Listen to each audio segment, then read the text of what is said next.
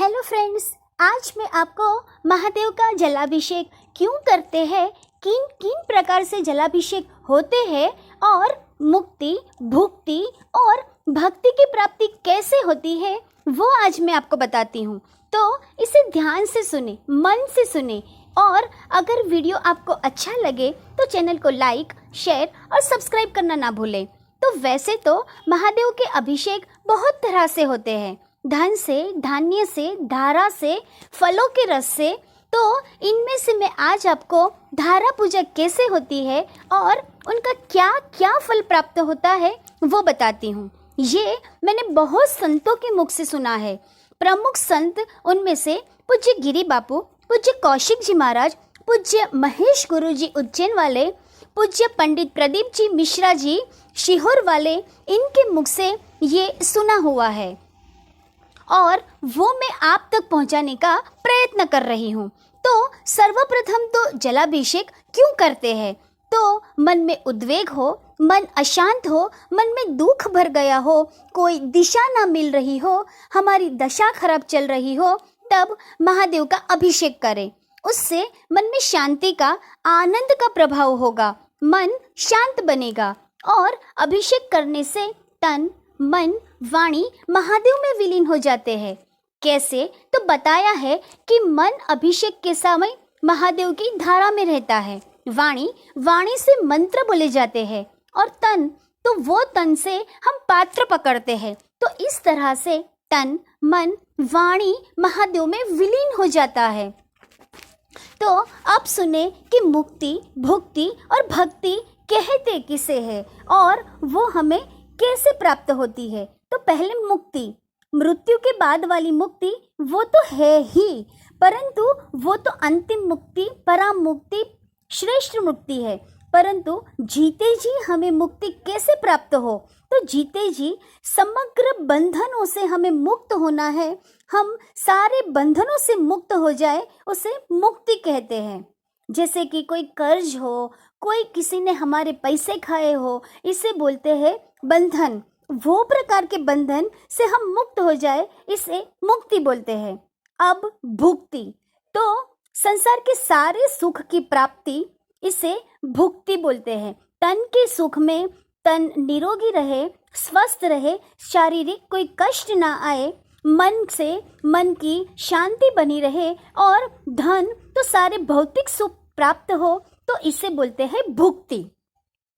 और अब भक्ति, भक्ति यानी मन को महादेव में लगाए और भगवान में पूरी श्रद्धा, विश्वास और आस्था रखना, इसे कहते हैं भक्ति।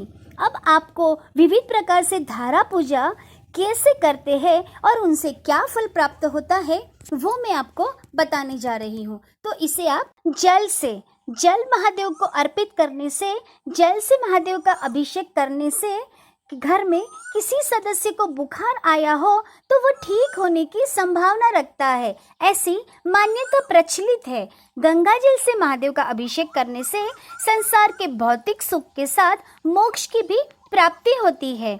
दूध से महादेव का अभिषेक करने से चेहरे का तेज बढ़ता है और गुप्त रोग नहीं आते हैं। घी से महादेव का अभिषेक करने से बाजार में पैसा मारा गया हो तो वो वापस आ जाता है, यानी पैसा कहीं फंसता नहीं है और घर में संपदा की वृद्धि होती है। इसके अलावा शारीरिक दुर्बलता से भी मुक्ति मिलती है।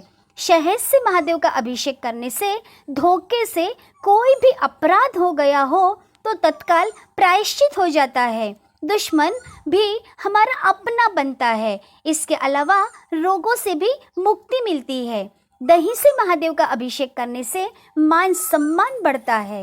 गन्ने के रस से महादेव का अभिषेक करने से सांसारिक सुखों की प्राप्ति होती है और गरीबी का नाश होता है। गन्ने के रस के साथ उसमें खीर मिला के चढ़ाने से भी गरीबी दूर होती है।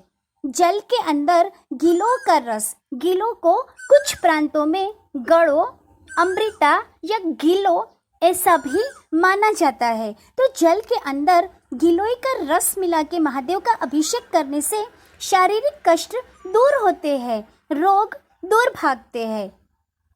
जल के अंदर नीम पत्तों का रस मिला के महादेव का अभिषेक करने से चर्म रोग नहीं आते हैं। यहाँ नीम पत्ते को कड़वे नीम पत्ते से वर्णित किया हुआ है, यानी नीम पत्तों का अर्थ कड़वे नीम पत्तों से हमें उसके पत्तों का रस से अभिषेक करना है।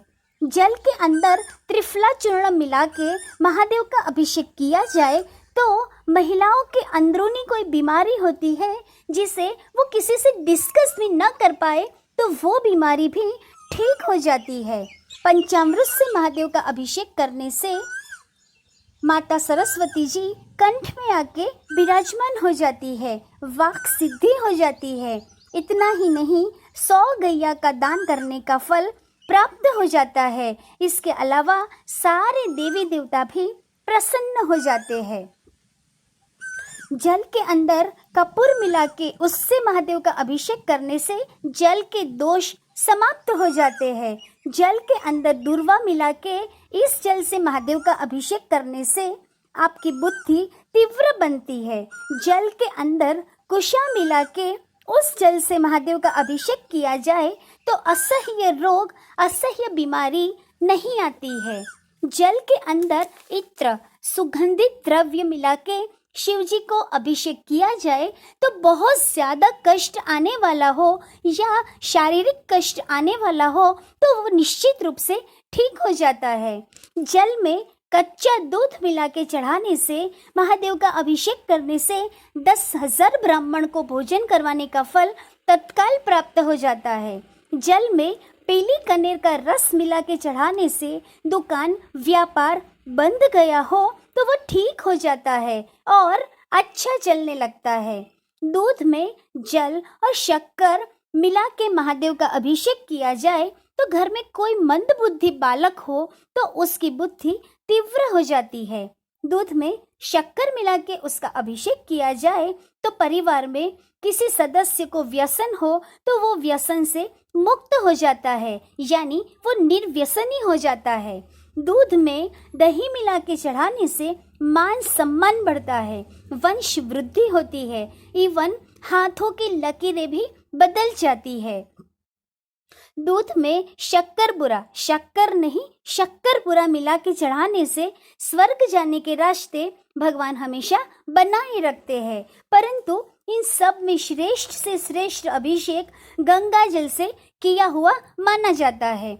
यदि आपके घर में गंगा जल पर्याप्त मात्रा में नहीं है तो आप आपके जल के अंदर 2-3 बूंद गंगा जल मिला के भी आप उस जल से अभिषेक कर सकते हैं। यदि आपके पास ऊपर बताए हुए कोई भी प्रकार से अभिषेक नहीं कर पाते हैं परंतु सिर्फ और सिर्फ आप गंगा जल से भी अभिषेक करते हैं तो आपको सारे अभिषेक करने का पुण्य फल प्राप्त हो जाता है गंगा जल से अभिषेक करने से।